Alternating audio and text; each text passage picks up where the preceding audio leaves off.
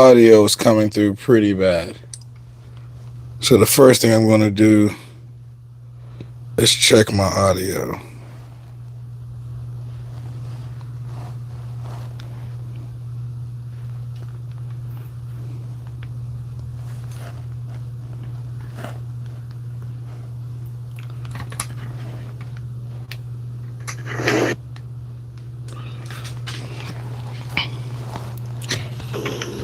Testing. Testing. Testing. Testing. All right. Testing. Testing. All right. Testing. So the TV's muted and I sound okay. TV's muted and I sound okay. Now turn this down so that way I'm not hearing that feedback loop, and we're going to be able to pick up from where we left off yesterday. So what we're going to be doing is finishing up these cutting boards. They're all out of clamps that need to be planed and surfaced, and then all the ingrain cutting boards that we flattened at the end of yesterday, everything needs juice grooves and handles. I have the router checked up with the proper bit. And first thing I want to do though is head over to the planer. Let's head over and do that now. If anybody joins in the chat, I'm not going to be able to see you guys in the back of the shop. So let's first actually reposition the camera before I move these over there.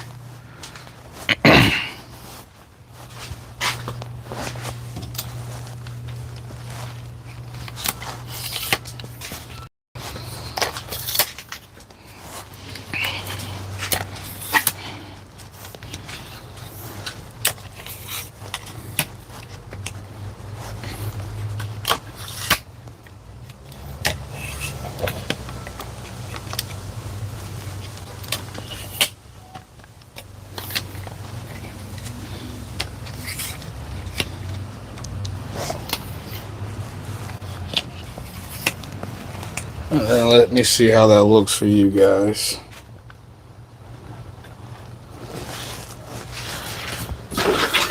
Probably slide this over. We might be able to get shots from the in feet and the out feet side as we run these boards through the planer. Hey, looks like we got a few more people joining in.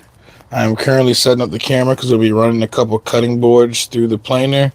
And what I can ask you guys is, you guys want in feet or out feet side? Which side do you guys want the camera on?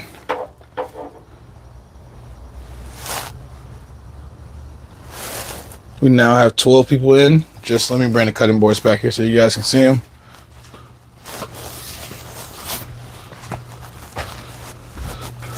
We're picking up from where we left off yesterday.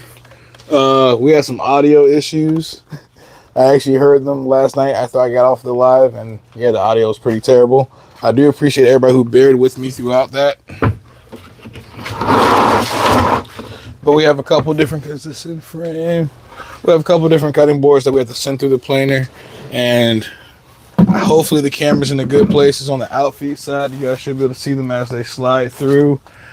And we might switch the camera over to the in feet side later on.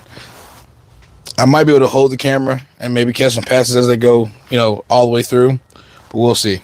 Let's get all these planed down, and then we'll set up to cut the juice grooves. Let me grab my ear protection, and we can get started.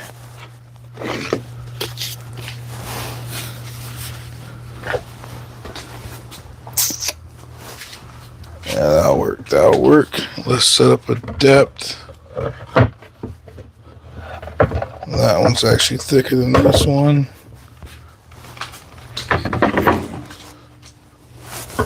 So let's set the depth for this one because this is our thickest one.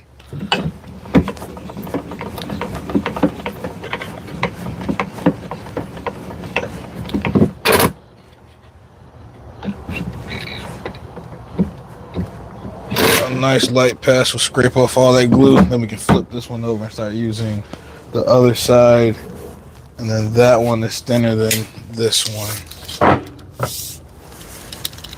Hey, appreciate you for joining in the chat. See, 1.25 inches. And then this one overall, I believe, is thicker than the 1.25 inches. Yeah, it's like 1 3/8 inches. So we'll set the planer up for this one, take a few passes, then I should be able to feed that one through afterwards. So we're about to cut on the dust collector. I can see the chat from here, so I'll kind of peek back and forth after I take a couple passes. But yeah, let's get these cutting boards planed down so we can get into making all of our juice grooves, handles, and everything else for these. It's about to get a little loud. I don't know if there's a way for me to turn down. Let me know if the dust collector and the planer are too loud. I might be able to mute my audio.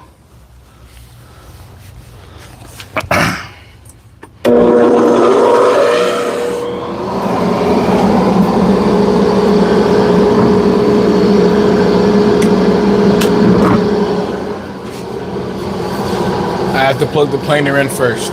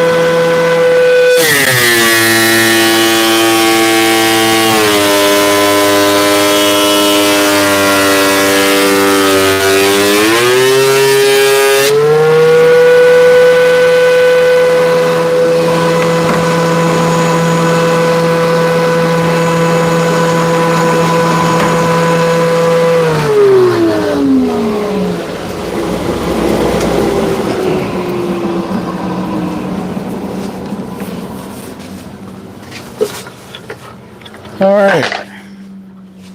And yeah, like you noted before, this one did have a slight cup in it. But after sending it through, I was able to plane it. I had sent it through with the cup side up, light passes, so pretty much it started leveling off the flat surface. Then I was able to flip it over and finish it up. I do have a slight bit of snipe just because the planer has a little bit of snipe in this one. So I do need to sand these, but I think that'll make a nice cutting board. I might actually leave this on to make a handle. I actually hadn't planned on it, but since I did have a piece of white oak that was longer, I could carve this into a handle and probably do some kind of swoopy shape. We'll see if my creativeness will allow me to do so. And then we have this larger one. I'm debating on either leaving it solid and or cutting it up. So I think I can get 2 out of these. Again, these are just going to be gifts for a lot of my clients. I do bathroom remodels, kitchens, and things of that nature. So a lot of these are just going to be free gifts. All right, we have one more board to plane before we get into cutting off our juice grooves. And I was actually pretty lazy yesterday. I scraped nothing.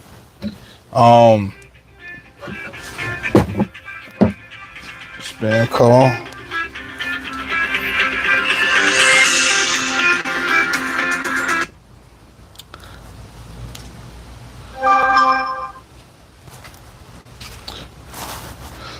But yeah, I didn't get a chance to scrape any of the glue off of these. That's also why the planing has been a little rougher. So we're going to send this one through. Definitely wish I scraped it yesterday. But yes, after this we'll get into cutting off.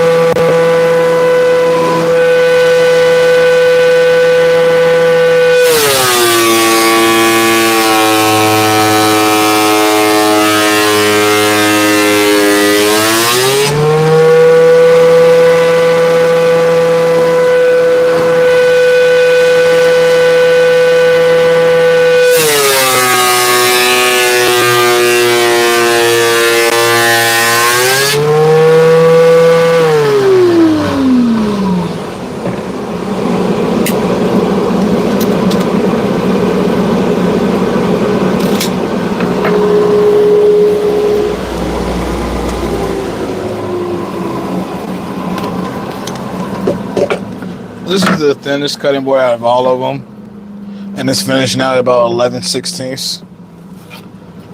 And again, we're actually going to move it over to the bench so I can show you guys what they're all made out of. And then we'll probably set up the table saw to do our rips, our cross cuts, and get these all finalized in size.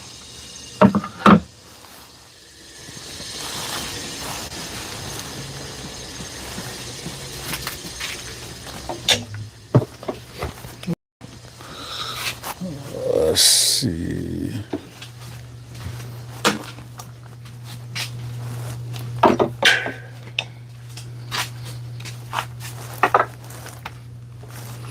Oh, we actually have a good bit of people in here. How are you guys doing?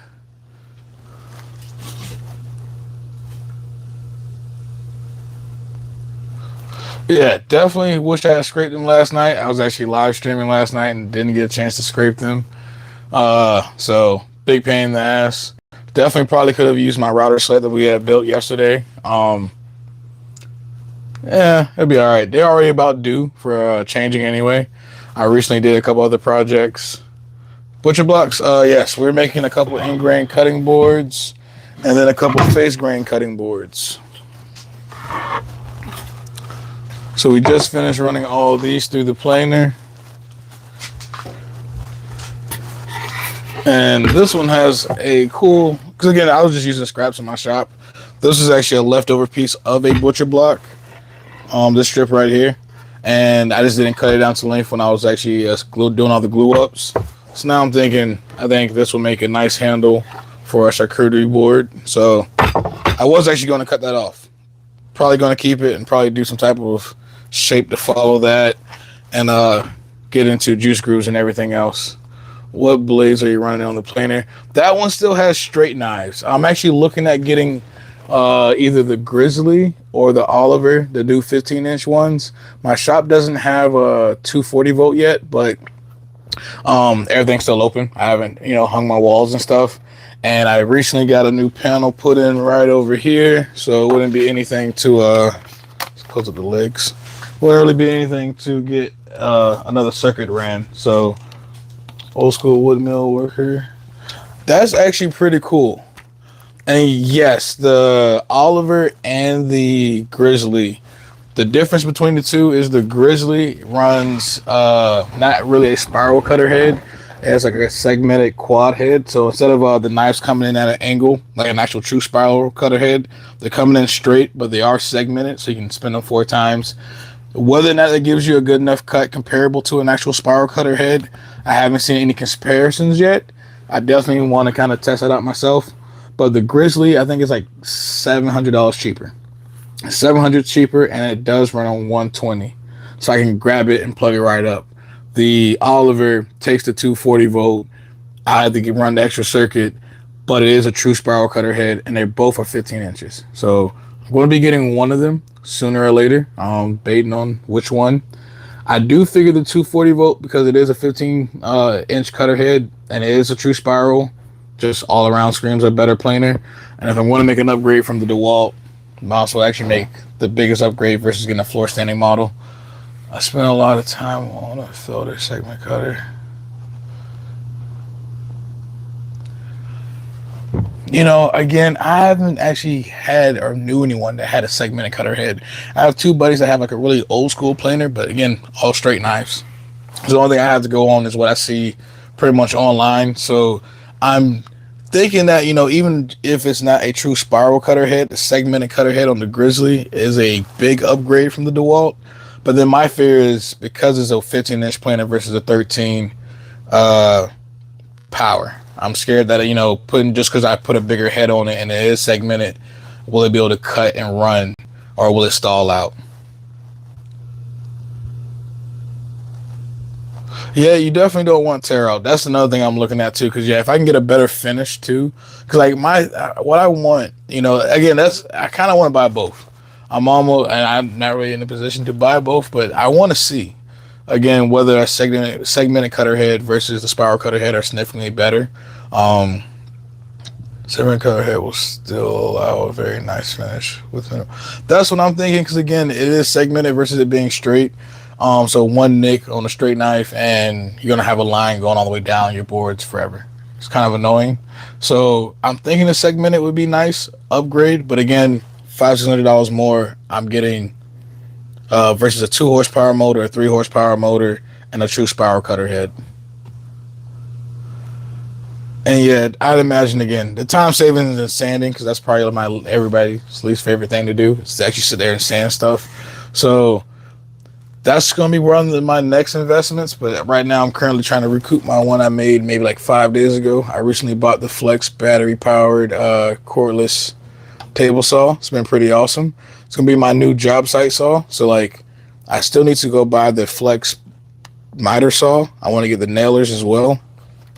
So before I can go make more shop investments like the new planer, I kind of got to be more responsible because, yeah, I make more money and more work on job sites doing doors, baseboard, kitchens, and things of that nature. So getting better job site equipment before I go buy me a $3,000 CNC.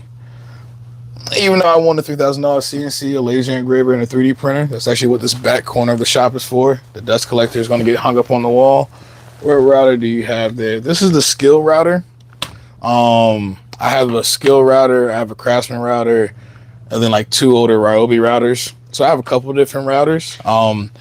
I plan to get another router and build a permanent router table inside of the custom is definitely where it's at. It's just finding the clientele. So like I've done a few door builds for clients, like a set of mahogany doors. You can actually see that build back on the channel. I do furniture, bookshelves and stuff like that. But most of the time I'm doing like LVP flooring, a kitchen remodel, a bathroom remodel. So like trying to justify the shop is hit or miss. Sometimes jobs come up where I can, sometimes they don't. Just upgrade to the helical head blade. See, I thought about upgrading the helical head on the DeWalt, but one, I am not mechanically inclined. So my fear is if I try to do it myself, I'm gonna break it. I do really good at like carpentry stuff, but trying to take the head out, I think I'll break it. I think the cost of the head is like $700-800. And realistically, that planer, I have my box truck outside, which is in my mobile workshop, so I can go to job sites and do work. That planer is actually meant to be inside of my truck. So I want a second one so I can have one inside the shop and one inside the truck. So if I was going to spend more money to do an upgrade, I want something wider. So that's where the Oliver or the Grizzly comes in. And again, the Grizzly just scares me when it comes to, can it still push a wider cutter head, on a 120 volt. And I'd be very pissed if I spend $1,200. I think the Grizzly's 12, the Oliver is like 18. So I think the DeWalt, if I wanted to buy a new with the cutter head, it's like 16 or 14. I think the Grizzly's 12, but again, not true cutter, not true helical, and it doesn't have a blower. The DeWalt has a blower, and the Oliver has a blower. And I am from Norfolk, Virginia, 757 area. But yeah, the DeWalt has a blower, the Oliver has a blower, the Grizzly does not. So the Grizzly would do terrible without dust collection, but you'll never run a planer without dust collection. Is there an expo where you can test these things? And no, not that I know of, but there's a YouTube channel, 731 Woodworks. He is a godsend because he grabs pretty much any and every tool that us woodworkers dream about testing, and he pretty much tests them. I would love to one day have the funds to do that. Just go buy like 12 different tools and just play in my garage and test them. Again, that's where the growth of the channel's coming in. Midwest, how much is hardwood out there? It really depends. I think mahogany is, do you use Festool? I have one Festool tool. There's like two or three other ones that I want to get. And I'll tell you which ones they are in just a second. Hardwood mahogany right now is about $9 a board foot. I think walnut's like 12, 13. Red oak is like 7. Ash and hickory are about 7. You just gotta pick more pros and cons, because the only thing you're doing is, it really is just for thickness point. That's why, again, I'm looking at the pros and cons, and the pros are heavily leaning toward the Oliver because it's less risk. But 731 actually just bought the Grizzly and is the first person to test it, and he said it's really great. Hasn't had any power issues, but I'm like, he does more tool testing. I don't know how much woodworking he gets to do. Like me, I would be running, enough wood to build a door through. And I would do that, 5, 6 times a year. And I might be building tables or cutting boards like this throughout the process. So is he using it that much, or is it just test it, for like 3, 4 hours to make a video? So if it cuts great, fine, but like what does it look like 5 years? Not 5 years, but a year of heavy use. How does it hold up? So I would love if he bought both of them to at least test them head to head.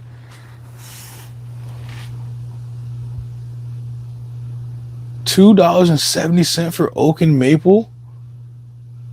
Well, Jesus Christ, my friend. Yeah, it sucks over here then. Because fuck. I mean, I know there's 3 hardwood dealers around me. Yukon Lumber is a really good one. What is the other one? I recently found one. I forgot. It's another local millwork company. But yeah, $270. Well, fuck. Yeah, you can afford to make furniture. Over here, the hardwood is definitely not that cheap. I definitely wish it was. And on to the Festool question. Yes, I do use Festool. The only Festool tool I have currently. Oh, I have 2, I guess. And see, you're lucky. I wish I had a buddy that owned a lumber mill. If I was so lucky, I would definitely be a different man. I do have a couple guys that cut down trees because I'm a general contractor. So like, I do know some tree climbers, and they were offering me a bunch of trees, but I don't have the facilities to mill it like I would want to. And I do know a place that can dry it for me. They actually drops it down to about $1 a board foot, because they said they'll charge me about $1 per board foot on boards that are inch thick. If they get up to like 2 inches, it's like $1.50 a board foot. But so it would make it, hardwood a lot cheaper. But what's the chances of my tree climber cutting down a bunch of mahogany and all of it being worth something? And then I still got to pay somebody to mill it. So the drying portion gets cheaper. But I could go buy a bandsaw mill. I'm debating on like clientele and seeing how that works out. If my woodworking business picks up more than my contracting business, like I get more clients that want dining tables, kitchens, dining tables, custom islands and stuff, to where it justifies me needing more hardwood, then I will look at a better supplier. Have you looked into Felder multi-tool thickness planer? No, I actually haven't looked anything into. I've heard of Felder, but I can't really put my finger on any of their products or where I've seen them at any stores I go to. How do I pick my tools? That's actually an interesting question. As far as job site tools, I kind of originally stuck with the standard battery plat. I think at first I bought Ryobi when I first started out like 9-10 years ago. Had a bunch of Ryobi tools. But then I went to DeWalt, pretty much like the job site standard. Everybody loved DeWalt tools. And then I found my first Makita saw, and I realized that Makita was the best saws. I'm not going to say best battery platform, but every Makita saw that I've ever used, miter saw, circular saw, the best ones I've touched. Except for the track saw. Milwaukee has the best track saw right now. But so I was heavy on DeWalt. I've had a lot of coworkers that use Milwaukee. Milwaukee's definitely better than DeWalt is. But then Flex came out like 3-4 years ago, and I bought my first Flex 6-pack. And as far as job site tools, I think Flex is the best battery platform by far. They just don't have enough tools yet. I'm waiting for like the track saw. That table saw though is amazing. I haven't touched any other battery powered table saw that can compete with that one as far as power, smoothness, compactability, just the features on that one. It's the best one. I'm waiting for track saws and stuff like that. And as far as larger shop tools, I don't know. Let's see. I got this because it was the best rated. Hey, how you doing, Mark Zulu? And I missed 2 comments. You should have a look. High quality Australian tools. See, that's probably why because I've heard of Felder. But I want to say that reminds me of like when I hear like SCM or what's that other one that does the really large sliding table saws? Like, is that like heavy industrial power tools? Not so much. I mean, maybe my shop isn't big enough. That's why I haven't looked at like the larger industrial tools like SCM and all of them. But like price range probably is what stops me too. I have a record for straight line.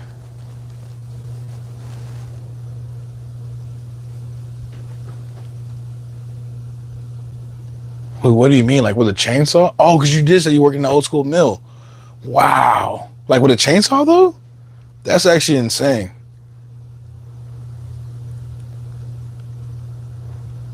Let's see. Deltas, the multi-tool is great for a small shop. When you say multi-tool, you talking like an oscillator? Like, oscillating multi-tool?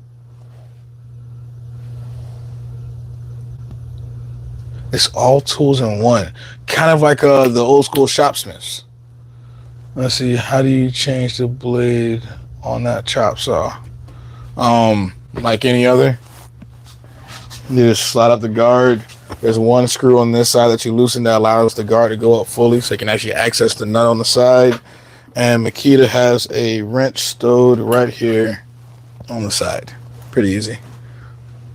All in one. Yeah, like a shopsmith. See, not even like a shopsmith. You're talking like okay, I've seen those. And Jesus Christ, if I could afford one of those, maybe if my Delta 16-inch table saw, self-feed. See, I would love to get into because the wood company that's by me, they do have a full mill. They gave me a tour and everything else, and it's awesome. Like, I love big tools, but realistically, I don't see myself setting up a full mill, but the idea of having large equipment everywhere definitely excites me. I recently found out actually my grandfather owned a mill down in North Carolina, like way back in the day. So it's almost interesting that I became a woodworker years later. And as far as like the job site tools that I have around the shop, table saw, joiner and stuff, I pretty much gravitate to cost effectiveness when they come available. And this Delta table saw right here, I think it was like the best rated saw to start off with. It was like $700, 30-inch rep fence. Woodworking is super rewarding. It's definitely super rewarding. It's definitely my passion.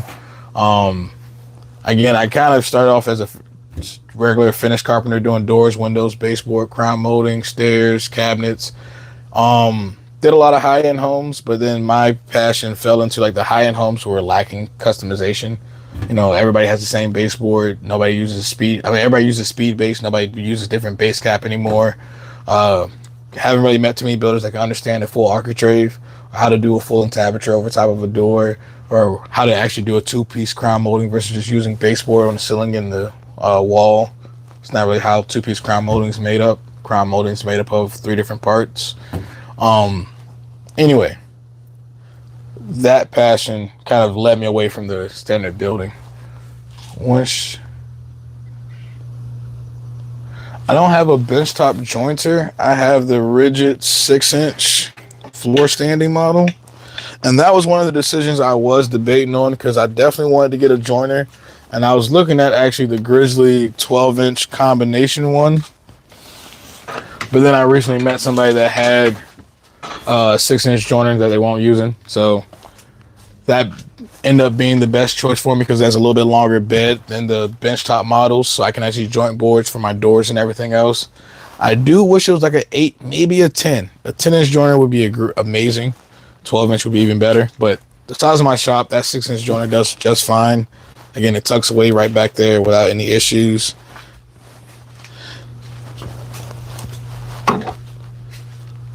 Unfortunately, real carpentry is dying. Yeah.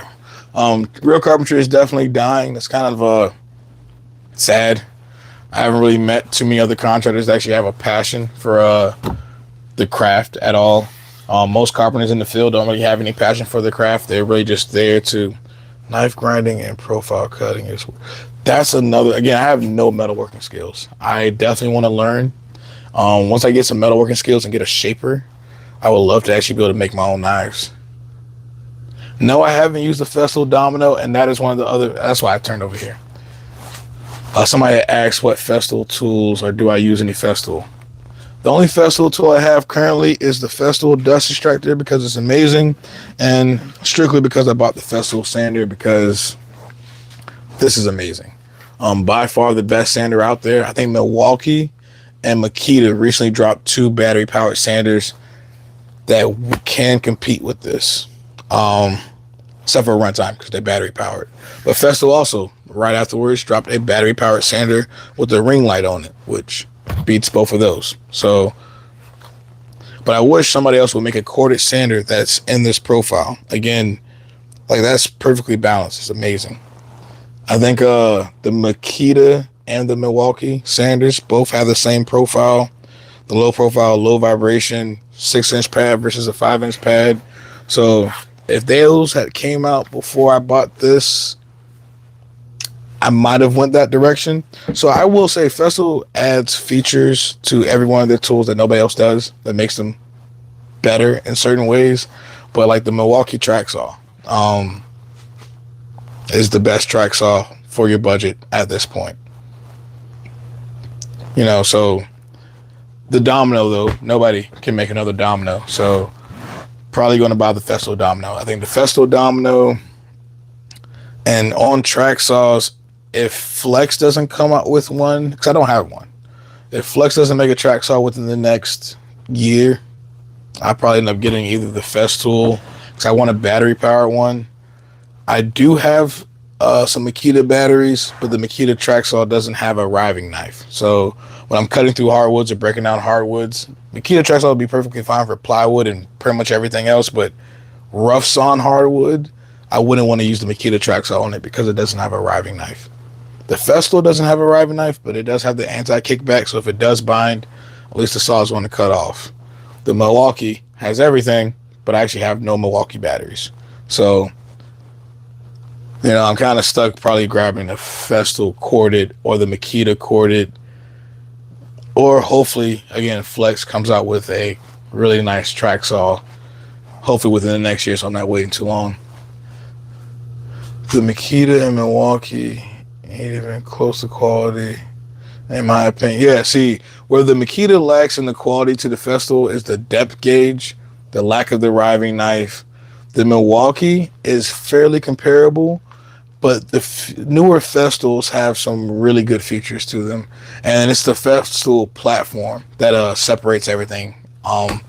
They have pretty much everything that you need in the complete system. So even if you get a really good track saw or a really good tool somewhere else, that Milwaukee tool probably doesn't have the support that the Festool tool has. So that's what you're trading off with getting another brand.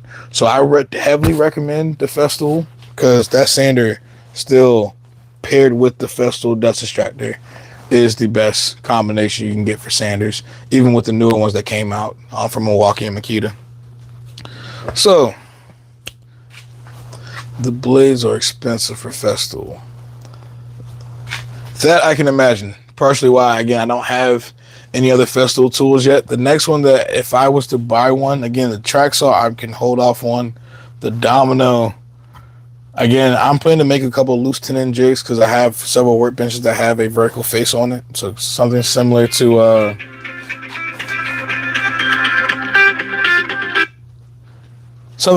like what Tamar over at 3x3 Customs did, make a small jig that it has a fence, but I already have several benches that have a flat face. So I'm probably going to make a router jig for loose tenons. But again, the Festool Domino would just be extremely convenient. So something that's on my list of things to get, just when and where do I procure one? It really depends on me finding a job that would justify me dropping the $1,300 for one. Then it's about which one, because I do build doors. I also build interior doors. So the smaller Festool Domino, I wouldn't use on the interior doors. The big Festool Domino, you could use on the interior doors.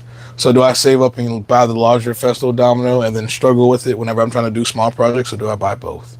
You know, that's why I love Festool, but then that right there, it kind of makes it hard, because now you're buying $3,000 worth of dominoes just so you can do small and large projects.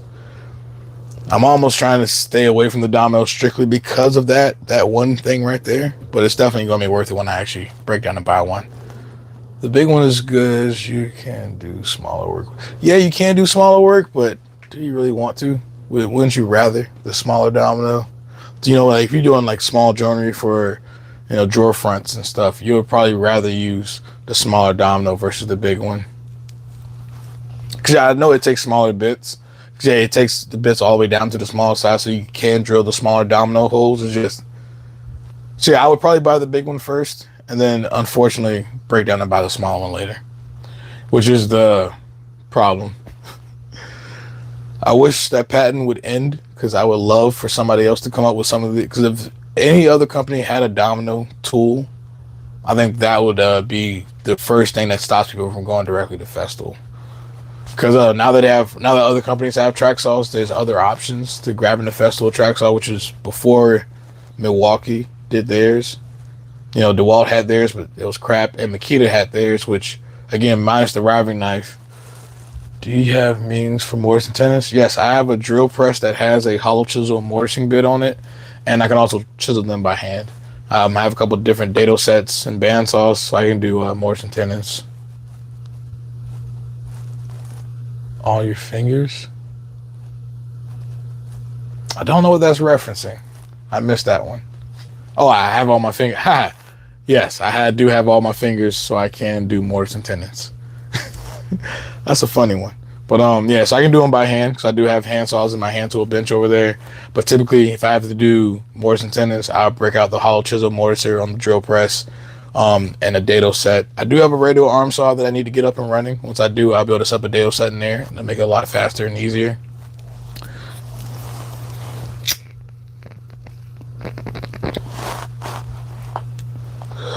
I actually ended up chatting for a good little bit and we didn't do much work. Let's see. Mortise and tenon means...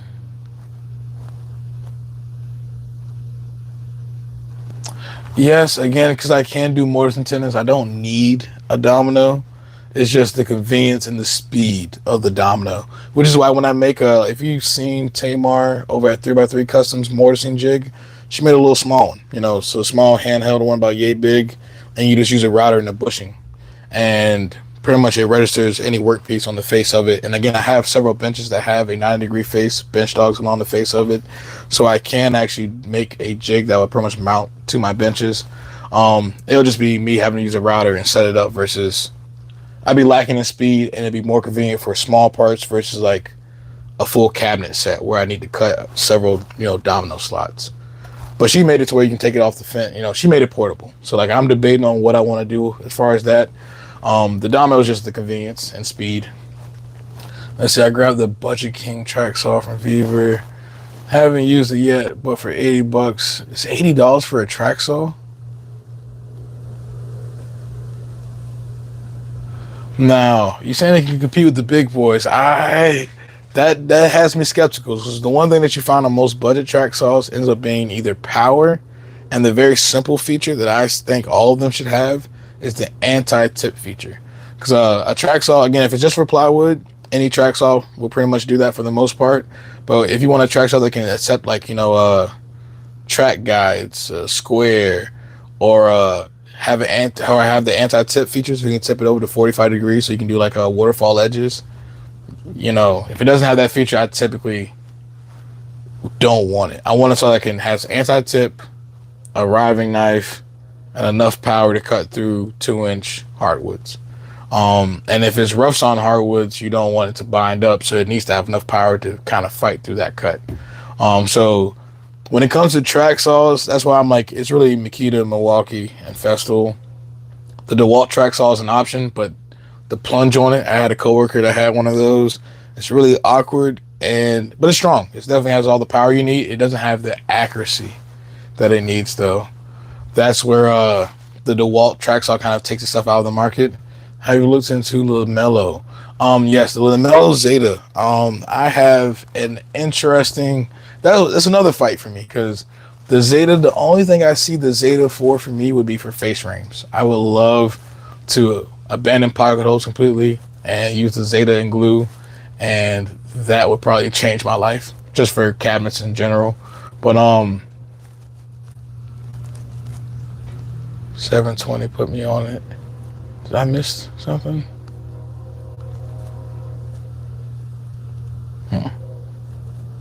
I might have missed something. And porter cable for which tool?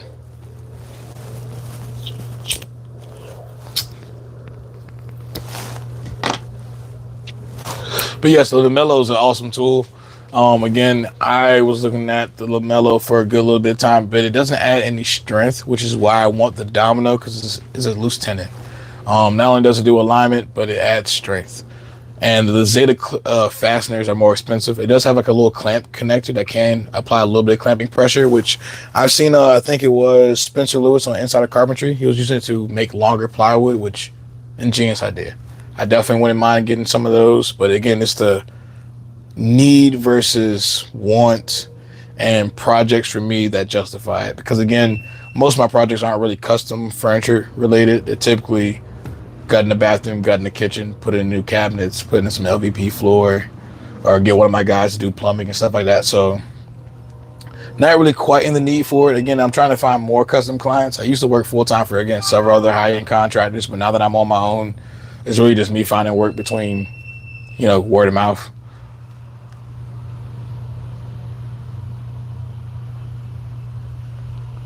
Yeah, if it's only for breaking down sheet goods, pretty much any track saw will pretty much do that. But see, the moment you want to either do a waterfall edge, well, and again, it will do it, but I don't think some of the budget ones take some of the accessories like parallel guides or the squares. So but actually, Viver probably makes his own square. So never mind. I think Viver does take its own square. So they'll probably come out with parallel guides eventually as well. So again, if you can get those fixtures for it, any track saw will really do it for you. And you don't really need parallel guides, but the ability to repeatedly break down sheet goods, the speed that it gives you is worth is worth spending the money on the nicer saws, or any saw that has those features. The track saw, I really wanted to be able to do waterfall edges. It's probably like one of the biggest things that I want the track saw to be able to do, because I can do a lot of stuff on my various jigs I can make. I'm planning to make a new crosscut sled that can do 45, so I can do waterfall edges. But it'd be nice, a lot easier just to take a track saw, set it up there, cut my slab, and do a waterfall edge.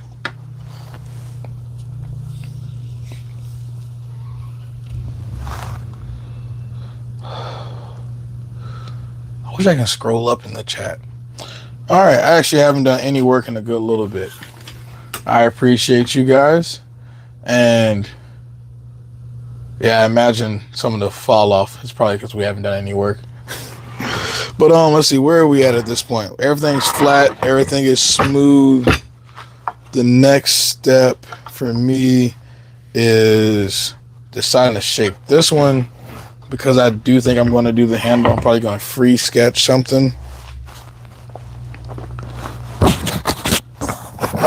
I kind of like how it swoops up like this. I'm probably going to do some of that then curls back into a handle, and then bring it back up and incorporate that. Do that on the bandsaw, then hit it with the sander. Then up top, I don't know. Again, I'm not too artsy, so like I'm probably not going to do something too fancy up here. It's probably going to just clip the corners and round it.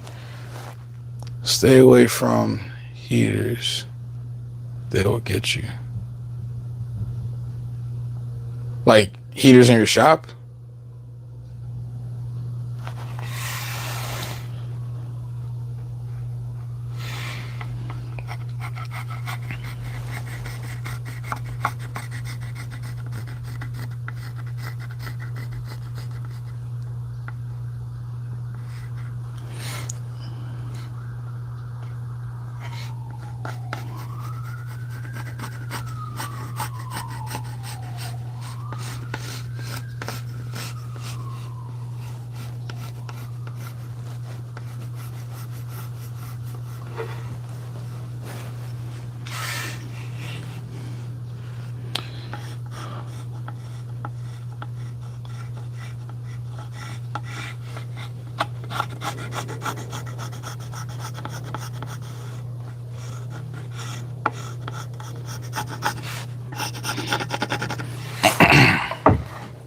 Oh, smokes.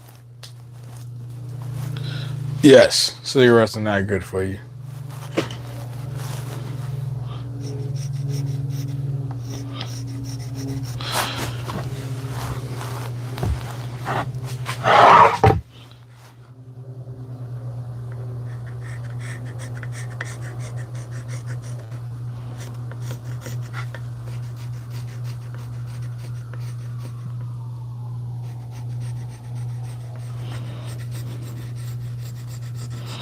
Something like that.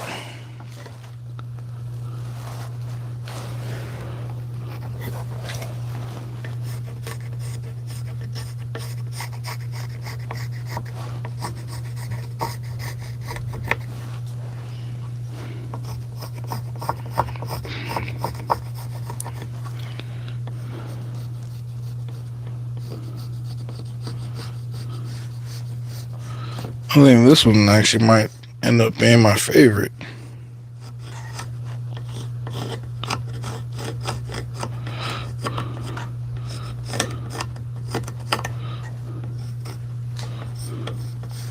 And free sketch that in there.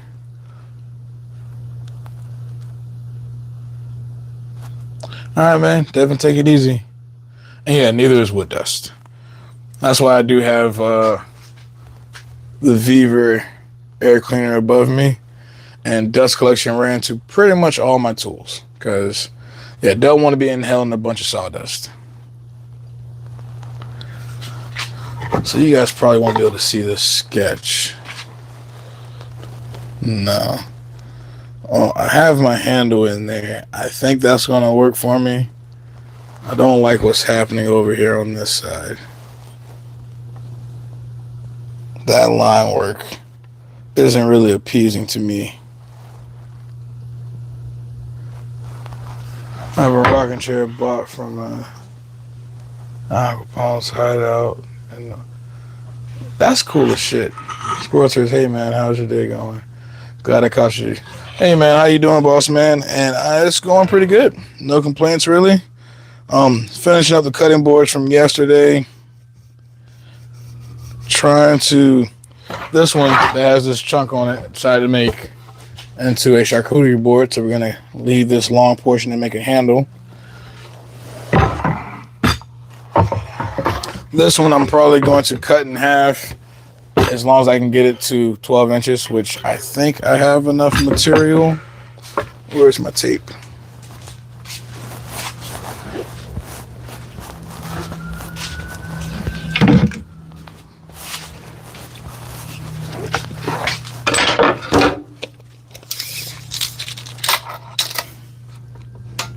Well, that's actually just under 24. So I might leave this one a really long one. I might still cut it in half.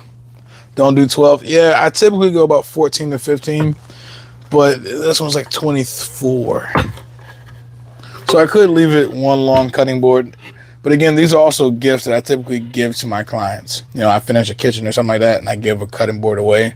So, I mean, if they're a little small, can't really be too mad. They're free cutting boards, I guess, is how I'm looking at it.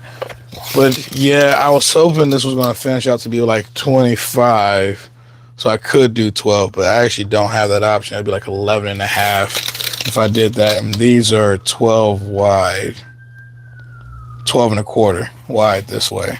So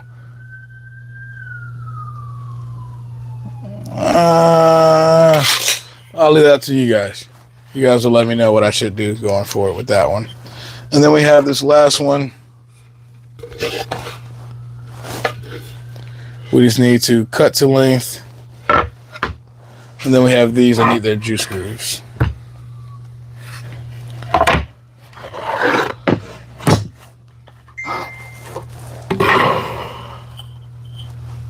Cheese board and cutting board. When you say cheese board and cutting board, do you mean like route in a tray into it? Or just leave it large and call it both? And would I still put a juice groove in it? Or would I not put a juice groove in it? Like, I guess I could just, again, leave it large, juice groove half of it. Leave one side flat for your cheeses.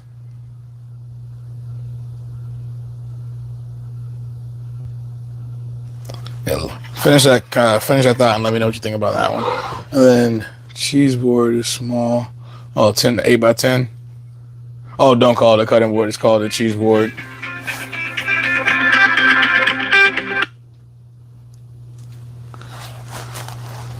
Okay. And yeah, make this one a charcuterie board.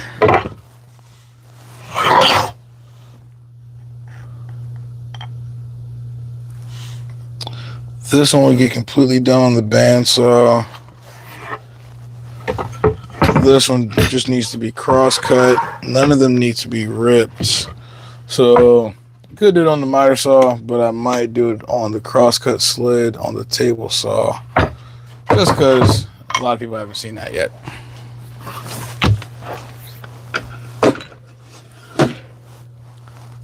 But then I have to change blades.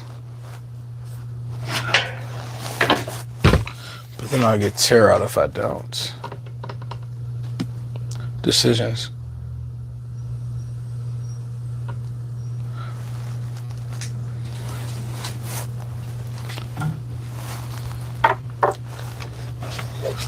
So, to cut these to length, miter saw or crosscut sled. I'm about to make that choice now. If I do the table saw, I have to change the blade. The miter saw is quick and easy. Might give me a little bit of tear out. I can sand it though. It's all up to you guys. What do you want to see? The decision's actually up to y'all. So I'll change the blade if you guys want to see the crosscut sled. I think that's something I haven't put on my YouTube channel yet. I think I just started posting it on Instagram. So if you follow me over there, you probably have seen the makings of it. And yeah, I could tape it. That's more work too. So yeah, I guess these are the options. Miter saw and tape or crosscut sled because you guys want to see a crosscut sled.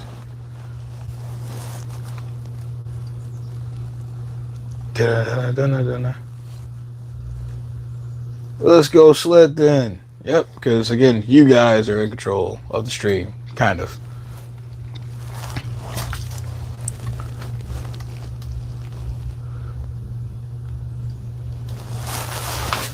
Let's turn a light on in the back and see if that helps. It's oranger, so maybe not.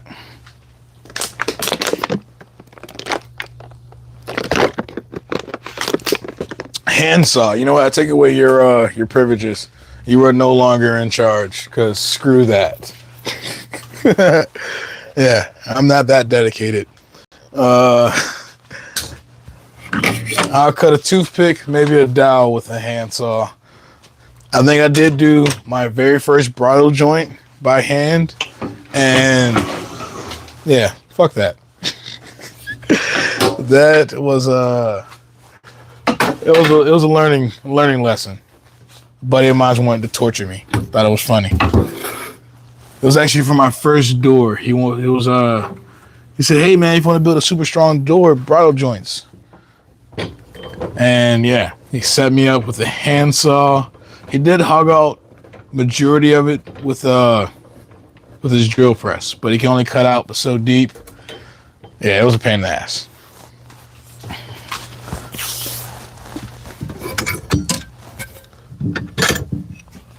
So with this crosscut sled, I actually built two, one large one and one small one. They're both based on Tamar's design over at 3x3 Customs. Just because it's pretty simple. It kind of covers all the bases you will want in a crosscut sled. Cut square, has T-track.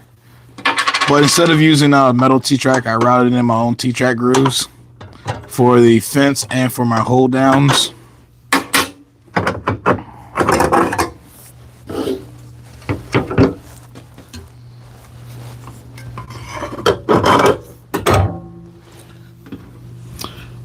I do want to check that plug. Yeah, I guess if you want to call that. I doubt she knows I exist. Be cool though. Boy, one of these days I'll be one of those big time YouTubers hanging out with Bourbon Moth and all them. That's when you guys know I made it. That would be, yeah. Jonathan Cass Moses is unveiling one of my newest tools.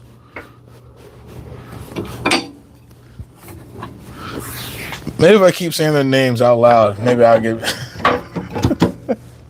That's funny.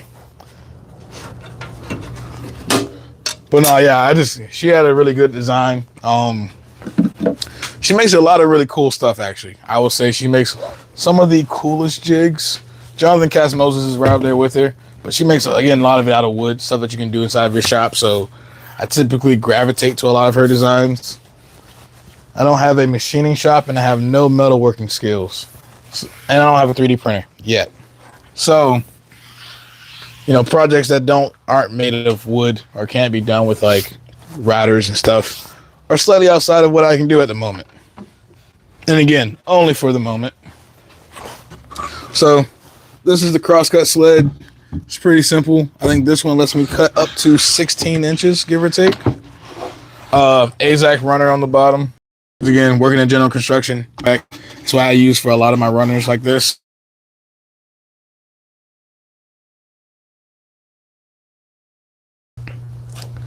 Okay, there we go. We're back. Let's see. Okay, everything's back. We're good? But yeah, so that audio yesterday was terrible. Hilarious, actually. I don't know what caused it. I think maybe screen sharing to the TV and not having the TV muted. I don't know. I tested it this morning, though, for my tablet. Let me know. Is it working? Is everything good? Oh, when the stream reset, did he kick everybody? Damn.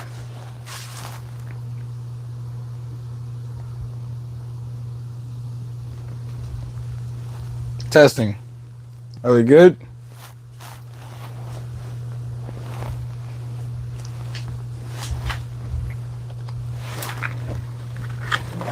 I think we're good. It says people are coming back in. I assume we're good.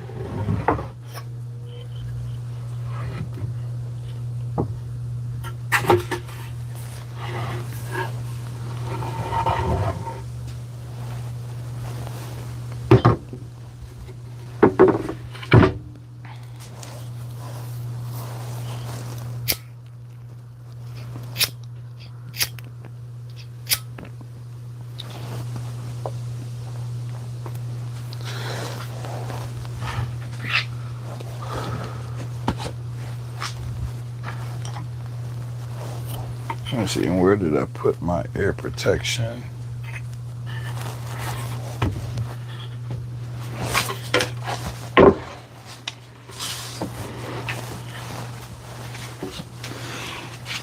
I got my other one over here, so it's fine.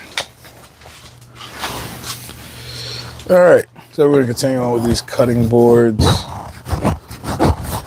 Sorry for the disruption. I had disconnected. But we have the crosscut sled set up. And with this crosscut sled, I would say it's about as far back as you can pull it without it tipping, which unveils the full cutting capacity of the sled, which is over 16 inches. So I'm able to pretty much crosscut anything inside of the sled. And again, pretty much Tamar's design, same general shape. I did make one mistake. I didn't actually buy any plans. I kind of just winging it. One thing she did that was pretty cool is she made it to where once you move it to the other runner, when you tilt your blade over to 45, it cuts into the sled, so you can use it for cutting 45s. I didn't make this side long enough. Again, no plans. I kind of just winged it. Definitely wish I could go back and do that. I'll probably be making another one eventually because that is one feature that I do want the sled to do until I get a track saw. Benefits to a crosscut sled is you can cut wider panels than you can with a regular miter gauge. The miter gauge might let you cut boards up to like 12, maybe 13 inches. This allows me to cut boards up to 16. I built a larger sled in the back that lets me cut up to like 24 inches, 25, 26. So it's the capacity and the accuracy because I have a kerf running right down the middle of the crosscut sled, so I know exactly where my blade's going to go. So it's pretty easy to bring my board right to the edge of the kerf and make my cut.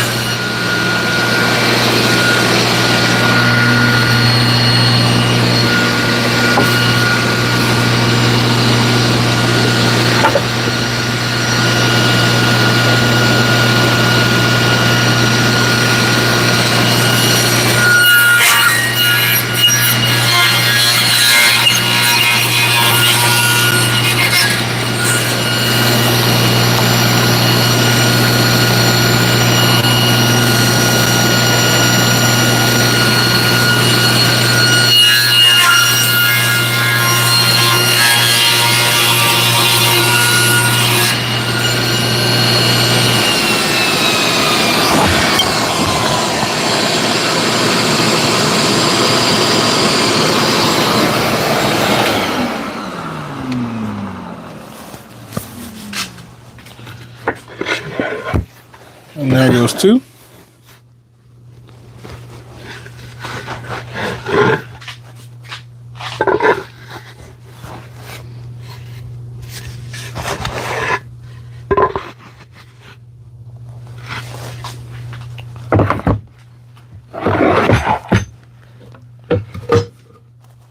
And now we'll clean up this one.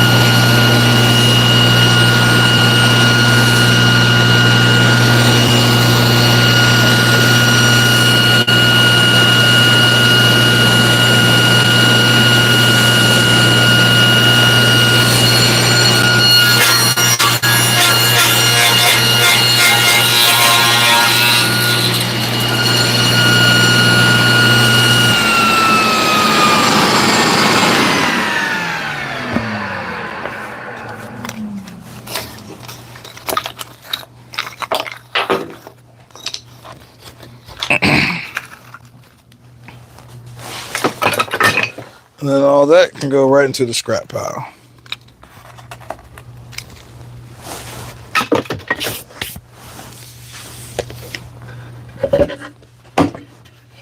And now we have all of them cuts in length.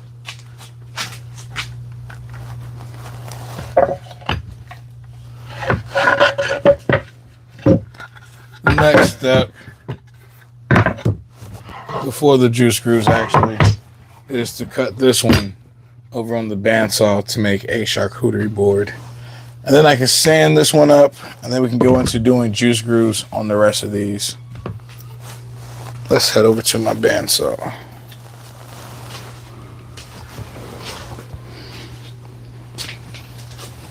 I think the best spot for you guys would probably be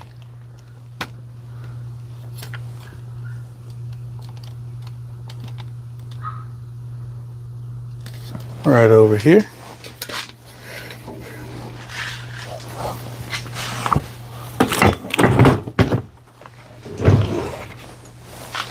I do need to bring my vacuum up front so I can actually hook up the dust collector.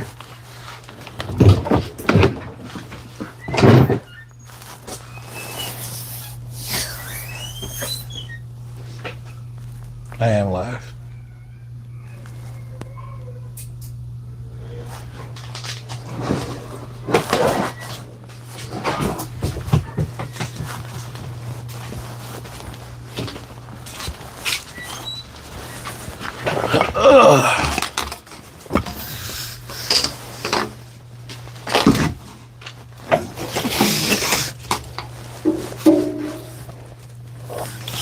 And again, you could use a jigsaw. The reason why I don't recommend a jigsaw for a cut like this is just the accuracy.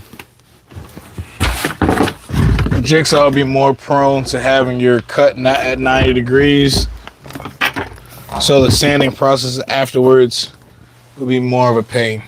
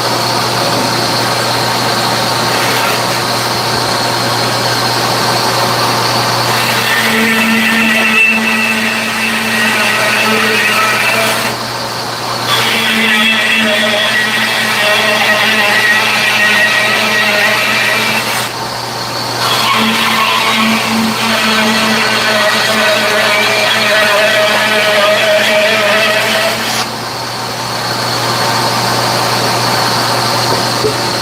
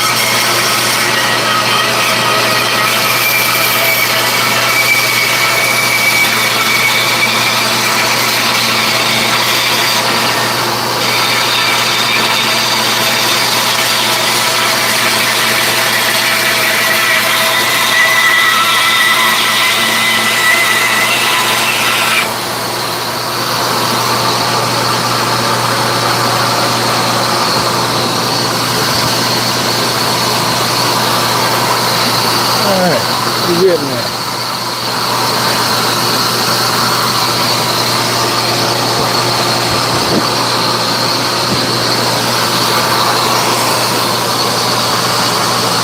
I don't too much like what I drew over here. I might try to change it on the fly. We'll see if I can come up with something that I like more.